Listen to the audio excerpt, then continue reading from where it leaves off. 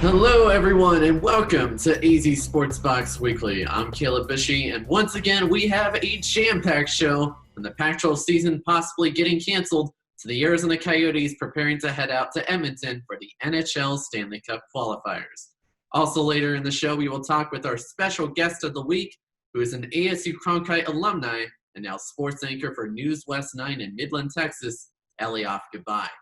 We will get to all that and more later in the show, but first, let's start with talking about MLB baseball. This past week, the Arizona D-Backs played a two-game exhibition series against the LA Dodgers. Both games ended in a blowout by the Dodgers, winning 9-2 in Game 1 and 12-1 in Game 2. Team manager Torey Lovullo says although the team is frustrated by the two losses, they will be looking to improve in any way possible as the team has little time to prepare before opening day this weekend in San Diego. It's not anything we plan for, nor do we take lightly. You know, it's a little bit frustrating. I think there are some moments in there where we played the way I wanted us to, and there were several that we need to work on and work through quickly and make sure that we're ready for San Diego. I think the pitching over the past couple nights has not set a great tone for us starting pitching. We look at some things inside of that, but I think it's all kind of built around kind of setting the tone for the day, giving us a certain energy, and we haven't got that. And there's certain things that you watch inside of the dugout. I think our guys are getting a little frustrated, which I like because it matters to them. It bothers them that for the past couple of days we didn't play anywhere near our capabilities. So that's really the part of this equation that I'm going to focus on. What is it going to take for us to get ready for Friday? How can we get back to playing up to our own personal expectations and then our individual expectations? I want to put it on the guys that it's going to be go time, it's going to be real, and we got to make sure we're ready to go.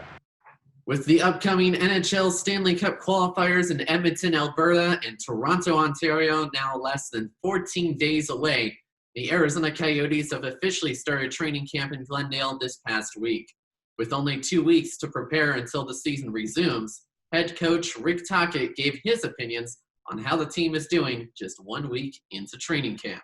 It's amazing when you throw stuff at players, throughout the years, there's rule changes and everybody goes, oh my, how are they going to adapt? Well, players adapt. And obviously these are crazy times and we're together at this rink right now. And, guys have gloves on, they got masks on. You can't do this, you can't do that. You have to have packaged food. You can't have food. Like there's a lot of things. And at the beginning, it's, you're like, oh my God, what do we do? And all of a sudden it's like every day we come in here, it's like, yeah, it's normal now. To us, it's normal because what the players have adapted to. And I think it helps you, going forward for sure, that players can adapt to certain things you throw at them. The Coyotes will play division rival the Vegas Golden Knights in the exhibition game on July 30th, followed by Game 1 of a best-of-5 qualifying round, as the 11th seed Coyotes will play the 6th seed Nashville Predators on August 2nd at Rogers Place. With the Pac-12 Conference expected to announce their conference-only football team schedules by no later than July 31st, however, the chances of the Pac-12 not playing this fall could be a lot higher due to a possible boycott by its student-athletes along with COVID-19 concerns. According to a tweet thread from former ASU quarterback Rudy Carpenter, the player-led group is being spearheaded by the Cal football team. The players' list of demands would be a 50-50 revenue share, 6 years insurance upon graduation, and better COVID-19 testing and protocols. If these demands are not met, these players would be threatening to sit out the upcoming 2020 football season. And now it's time for our special guest of the week segment featuring former ASU Cronkite student Eliav Gabay. Now let's make the quick transition to the interview with me and my good friend Wills Rice joining the call. All right. Well, for this week, as our special guest of the week here on ASB Weekly, we had Scotty Gange on last week, and now this week we have a longtime anchor with the Walter Cronkite Sports Network and very good friend of mine, Eliav Gabay, who's joined us from Midland, Texas. Eliav, it's been a while. You graduated last year. I haven't seen you. I think it's been a whole year since I last seen you. How have you been? Oh, yeah. It's just more than a year now. It's been good, man. Just like for everybody else, it's been challenging. It's been a great year though overall. Challenges that I couldn't imagine that I would see already in the first year, or any year when it comes to this COVID stuff. But here we are, and lucky to still be talking about sports, and family is healthy. So, knock on wood, can't ask for anything more than that. Getting into your past time at Cronkite, you were reporter, videographer, producer, director, and anchor for WCSN, especially at their show Cronkite Sports Live. Were you anchoring and doing all that stuff all 4 years at that show? I was not anchoring all 4 years. I anchored my latter 2 years, more like the end of the beginning of my senior year, or no, it was first semester, junior year. I subbed into anchor, and then all of senior year I was anchoring. I was anchoring for Pac-12 Network in my junior year, second semester at the LA Sports Bureau. But no, when I first started WCSN, I was in the audio booth, camera, everything they needed, whatever they needed. Me and my boy Troy Tauscher, we were doing everything to just contribute, and we found ourselves in the audio booth a lot of the time, and that's kind of where we got a lot closer. And then you see, with the hard work and just joining any coverage team, doing any role the club needed. He ended up being EP for a long time, and I ended up being anchor for a while. And it was really a gratifying experience. And then, teaching everybody when I got to that point and the freshmen were coming in and stuff, that was also something that was a really special experience that not only helped them, but got me a lot better too. And not only that, you were also the program director at Blaze Radio at the same time. So I kind of going, how'd you get that position? Were you just heavily involved with Blaze as well? Yeah, definitely. I was involved in Blaze. It was actually production director, and it just came from this same kind of concept, when I was a freshman, obviously, everyone wanted to do something, bottom of the six, get in and be on the shows and stuff. And it was another concept where it's just like, I love how things happen, right? So that's production. I love how we can do the nitty gritty things and be more creative and things of that nature. In the sports side of things, obviously it's on air, it's boothing if we need to, it's being out on the field, it's whatever was necessary to help out and to give us the best coverage and make us the best station in the country. So, it started out with just trying to do whatever I can. And then I was assistant production director and assistant sports director at the same time. And then that was junior year. And then senior year, sophomore year, I was assistant production director. Junior year, I was assistant production director again, along with assistant sports director. And then senior year, I was assistant sports director and production director mainly. And so that was just, over time, just being committed, and I loving Blaze Radio, love it, absolutely love it, and love WCSN. So I can't thank both clubs enough for everything they've given me. Oh, that's awesome. But kind of going even more backwards now to how you first got into broadcasting. You're from the Los Angeles area, if I'm correct. Mm-hmm.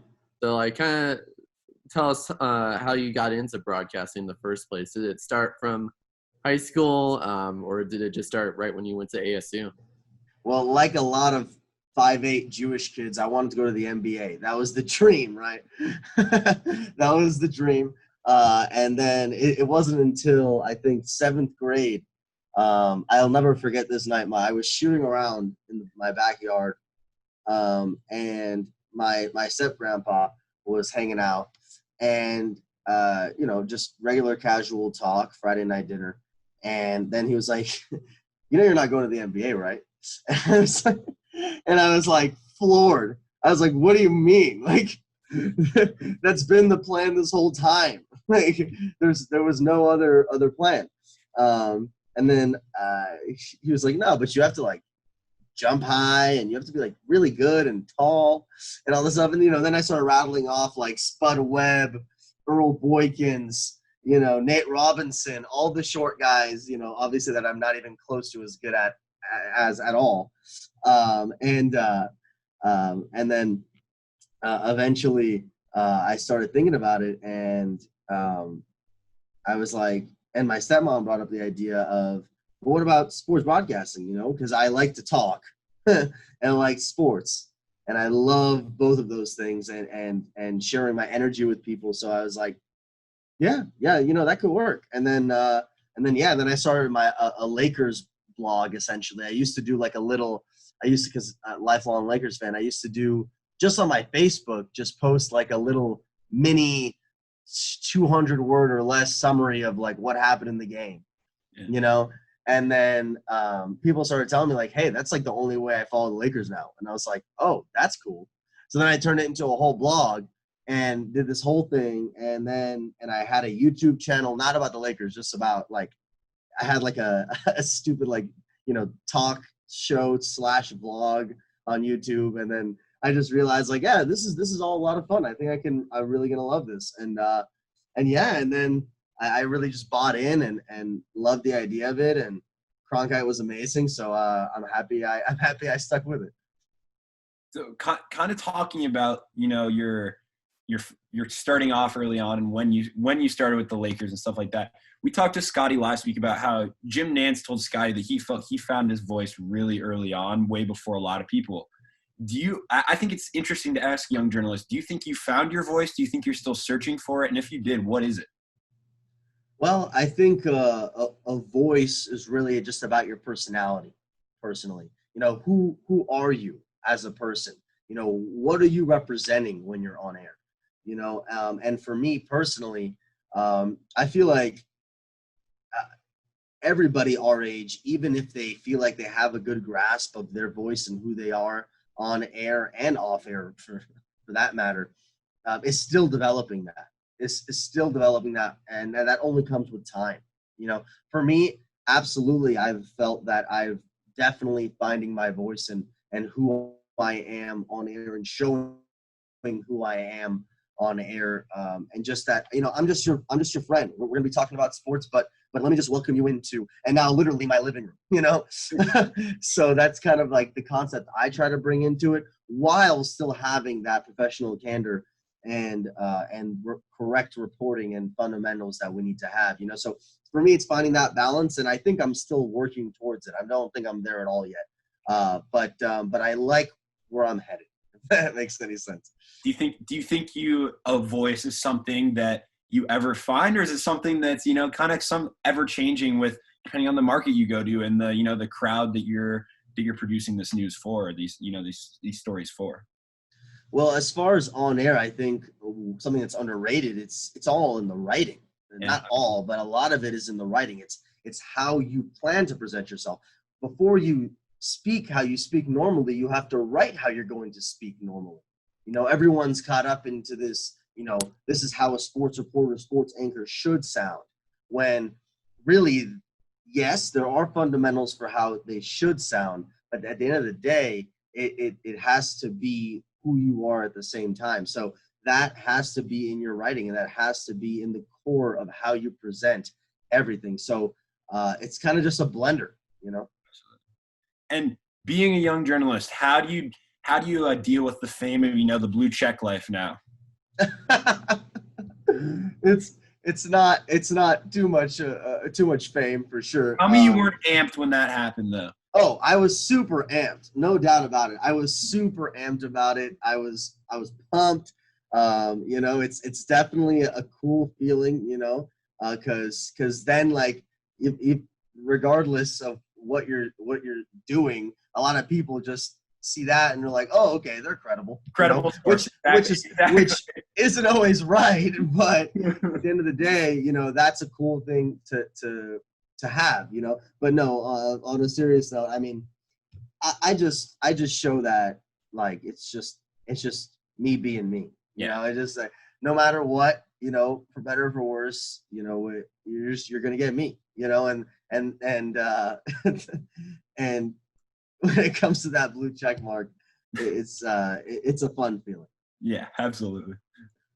Well, let's, you know, kind of go back, you know, to January, because you're a lifelong Laker fan, and I had to ask this question. So about the whole situation when Kobe Bryant, like, surprisingly passed away in the helicopter crash, and it was just devastating for everyone. I think it was probably the only days I literally probably just stayed in my apartment all day and just to watch the whole breaking news coverage. And I remember, was it you were always, I think, wearing a Lakers jersey around the Cronkite campus during the time you were there. Either that or you're probably wearing a Rams jersey because they went to the Super Bowl that year. But during that day when it happened, was it hard to report on it, especially like trying to leave the emotions out of it when you're on the air? Like, what was your whole reaction to it? Because I'm sure it was like extremely saddening. Well, that was actually one of the hardest days I've ever had so far in a young career. It's right under when the shooting happened here. I would say, as far as some of the toughest days that I've had, because that day it wasn't my day to work. It was a Sunday, but I woke up to this news, and obviously, first thing I did was call my dad and let him know and everything that's going on. And well, actually before that, even I was like checking every source possible, and I just to quadruple check, and all that stuff before you go and get crazy. But then, obviously there was crying. It was tough, talking to all my friends back home and family, about what was going on. And then I was talking to my news director, and I realized, like, oh, I'm going to have to go in today. I have to, this is going to be I have to report on this. Like, I can't just be an emotional wreck. Like, I have to put that aside and do this, and in that moment when I realized that, okay, I'm about to go in and we're about to work, I realized that I guess I thought of what would Kobe want out of me right now, if he were to talk to me. And I know that he would say, you got to do what you got to do. You got to put in your effort, no matter what it is. You got to give everything you got in this, put everything aside and get the job done, because at the end of the day, I want to be the one to tell the story of Kobe Bryant and to explain how everything happened. I mean, and when I got to the station and everything started happening, we're going, it's go time. Really, I just got into game mode, just game mode. That's all you could do at that point, and just focus on telling the story and explaining everything with detail. But I'll tell you what, man, every time I looked back on the monitor and saw Kobe Bryant, it was a weird feeling. I can't explain it because I didn't believe it. When I was looking, still to this day, it doesn't feel real to me when I think about that. When I think about him being gone, it doesn't feel real. So going through that, I just was like, this is my duty. This is what I'm here for now, and there's a reason I'm here right now in this moment.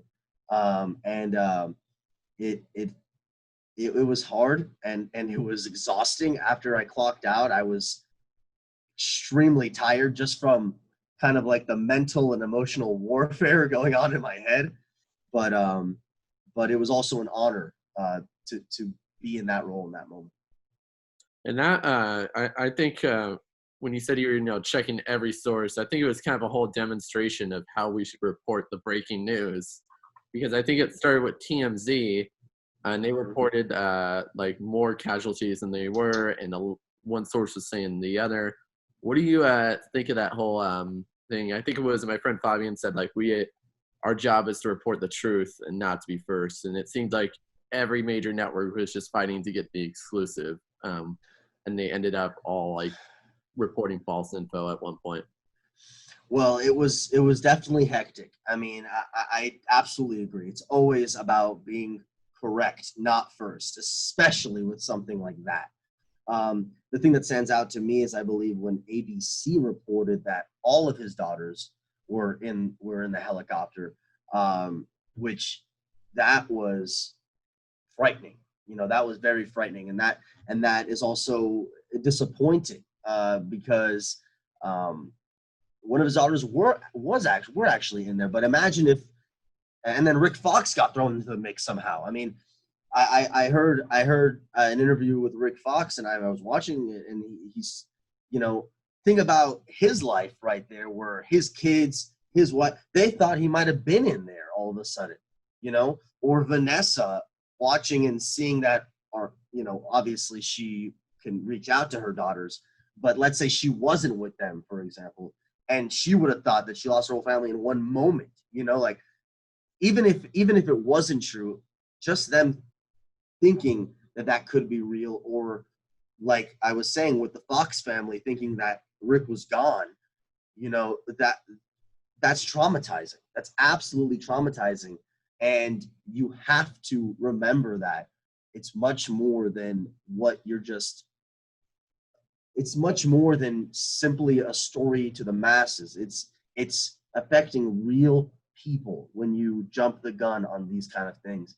And of course, on a smaller scale, with any kind of report, of course, but that is just the most serious and most devastating type of mistake to make.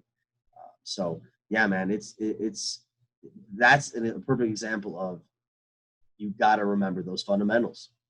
And I think within these last 6 months too, we've really just seen, not just with sports and Kobe, but just with facts and, what goes on, that especially in these last 6 months with how America's been, that's the most important thing in journalism, and that seek truth and report it will always be the number one rule in journalism. But the question I had for you, no disrespect to where you live now, but what is next? What are some of your goals that you have for yourself? Whether it's 5-year goal, 3-year goal, 10-year goal, whatever. What are some goals for you that you have set for yourself? Well, I definitely want to get closer to home. I love my family. I miss my family. I do what I need to do because I love what I do and I want to get to those goals. But I love my family at the end of the day, and they're number one for me at the end of the day. So getting closer to home is important. But as far as the career goes, definitely either something with Los Angeles or something with basketball, NBA, WNBA, in any regard. I love basketball with all my heart. It's definitely my number one passion. I love all sports a lot, obviously. I'm a big competition guy in general. But at the end of the day, basketball is definitely where my heart has always been. So I definitely want to one day be in that regard, if it's NBA TV or covering a team or whatever that may be. Definitely some way, somehow, basketball or Los Angeles. Sorry, go ahead.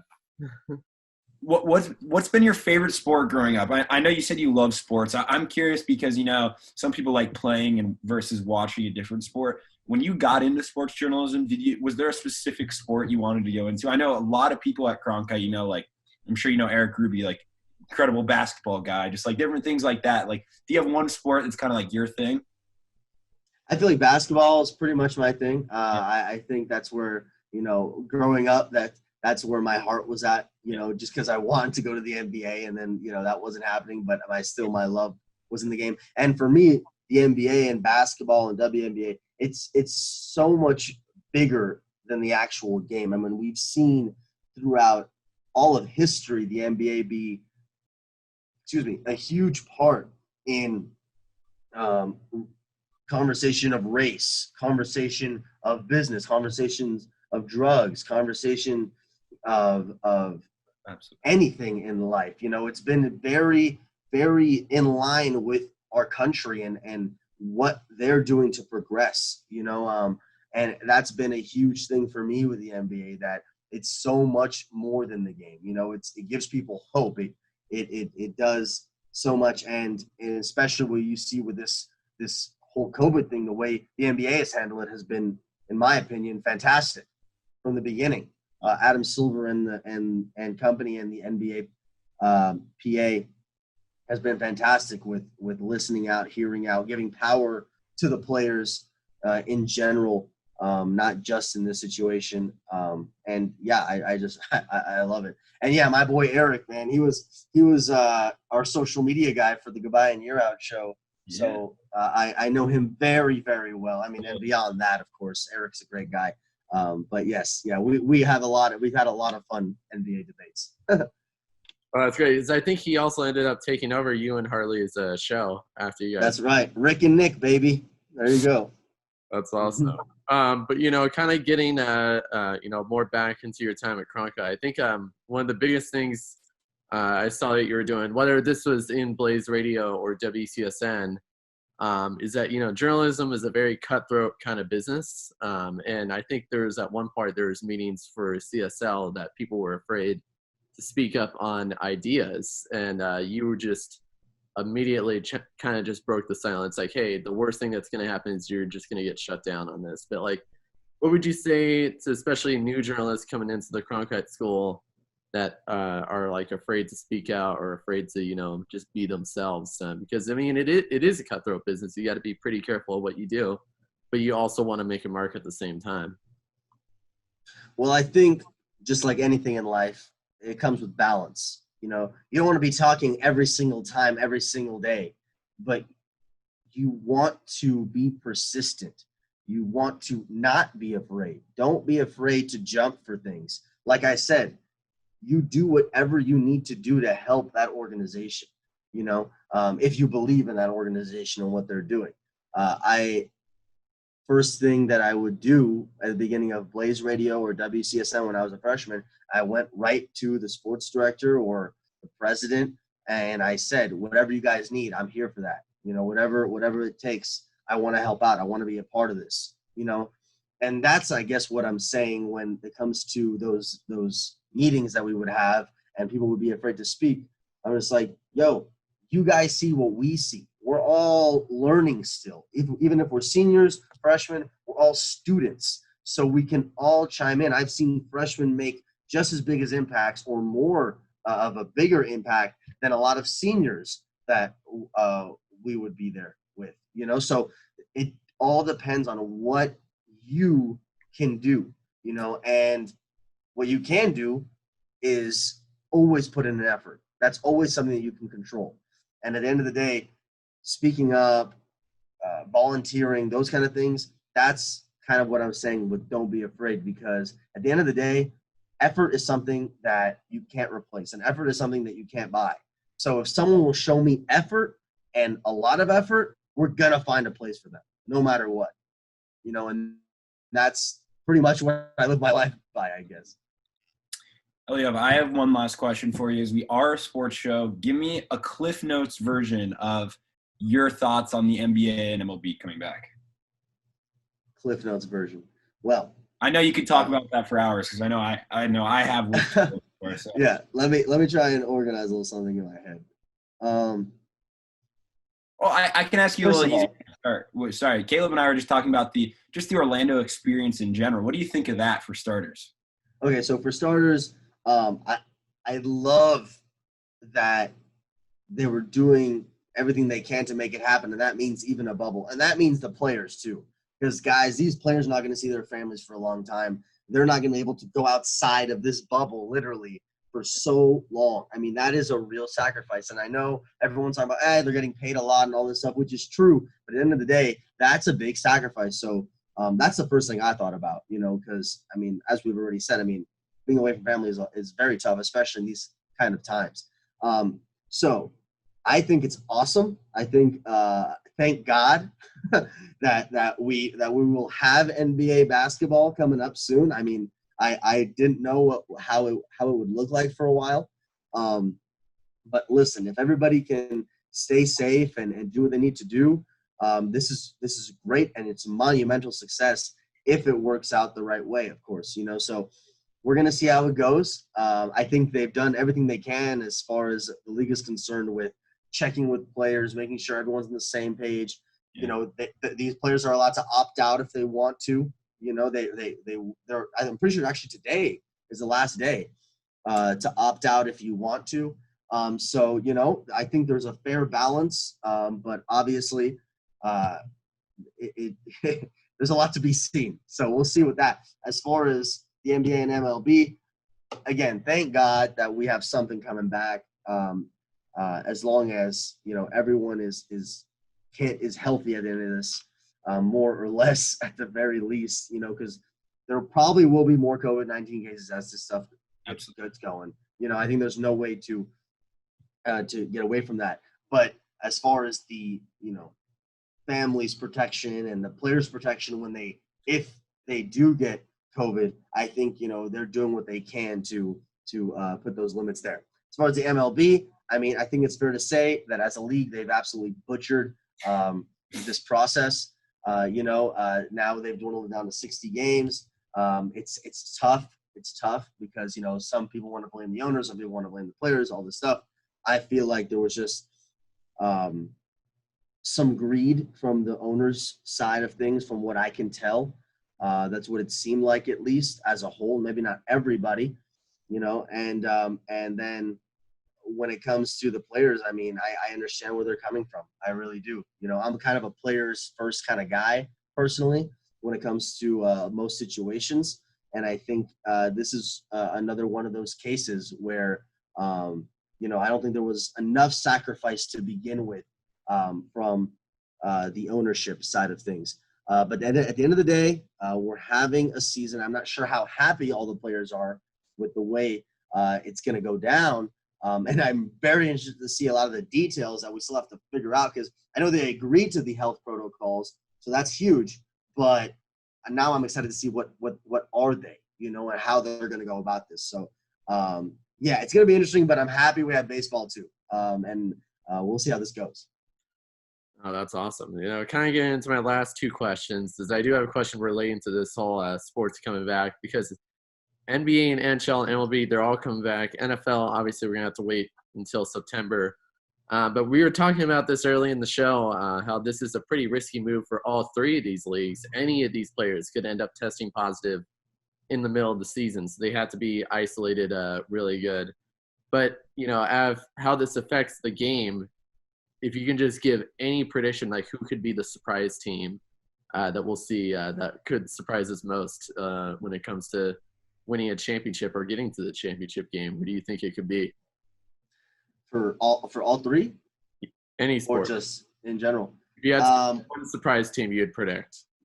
Out of all leagues, the Mavericks, I think, can do a little something. Luka is amazing. So you never know. And they have some, if the playoffs started now, I believe they play the Clippers in the first round, and they've given the Clippers some problems. So we'll see. I don't think I'd beat them personally, but hey, if they can get past the Clippers, I don't know who, who knows what can happen, so maybe the Mavericks, but that might be some of my best guess. I guess you can say the Rockets might be a surprise, but when you have James Harden and Russell Westbrook, you got to expect that they can do something at any moment at the same time. So, at the end of the day, I think not having fans, while it does suck and it takes a lot away from the experience, I think it's going to be so cool to be able to hear what they're saying a lot clearer and to kind of get that different experience. And I hope we can get an NBA reality show in that bubble or something. I don't know if that's maybe insensitive to what they're going through. But that would be some prime time. Hey, I know you don't I probably know you don't like the Clippers, but I don't know if Luka's played playoff Kawhi yet over here. So no, he hasn't yet. He hasn't. So we'll see. And no, I don't like the Clippers, but I do respect their roster. I will say. No, absolutely. Great. I feel like ESPN's got to do a 30 for 30 documentary on these players staying in Disney World and just being isolated. That would, if it's successful, this is going to be one of those seasons that we look back on for years. Do you remember the 2020 quarantine season? Forever.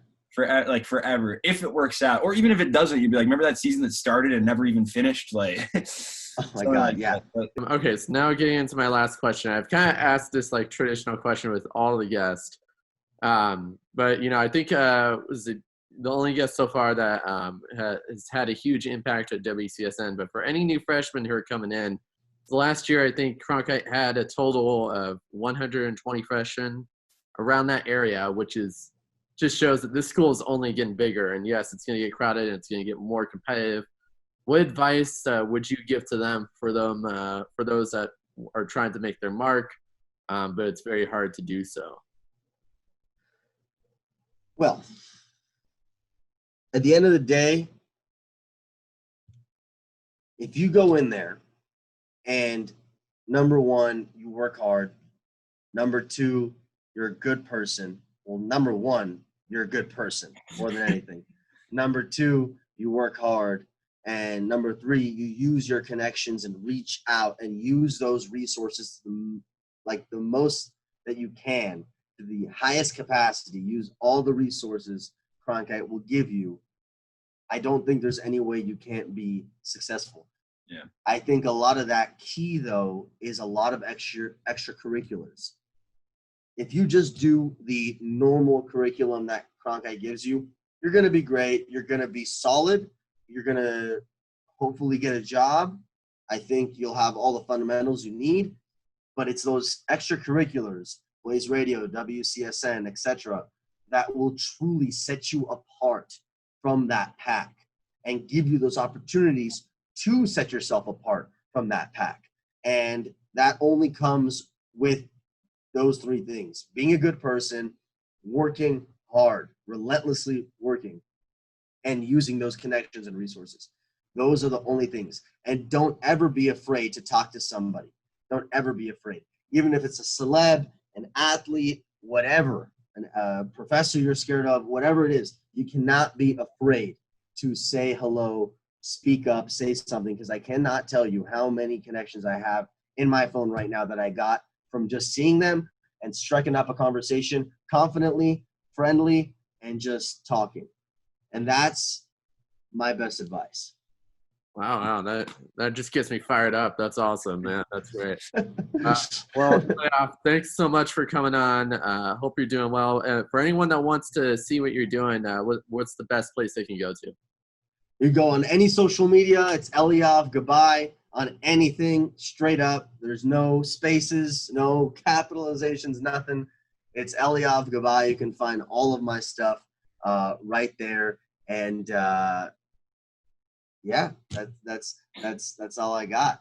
All right. Well, Eliav, thanks so much for coming on, and good luck to you and your future endeavors, and hope to see you maybe as the future host of The Jump, taking over for Rachel Nichols. I'd look forward to it. So I would look forward to that too. Thank you. Yeah, hopefully one day, man. I appreciate you guys. This has been great. I love what you guys have been doing. I love the hustle. Keep it pushing. Consistency is key. That's another one. Consistency is key. It's cool to do something for a year or a semester or even 2 years, but if you keep pushing and pushing and pushing and coming back every year, man, everyone's going to be like, what the heck? This guy doesn't stop. And that's the key. Consistency can be key. Oh, that's great. All right. Well, thanks so much, man. Good luck to you. All right. Thank you all, guys. Have a good one. Have a good day. Nice to meet you, man. Nice to meet you. And you guys keep on doing your thing. Mm-hmm. All right. Once again, our thanks to Eliav Gabay for joining us, and we wish him well with his news anchoring position with NewsWest 9. And that is going to do it for this week's edition of ASB Weekly. For Wills Rice, I'm Caleb Bouchy saying goodbye for now. We'll see you back here again next week.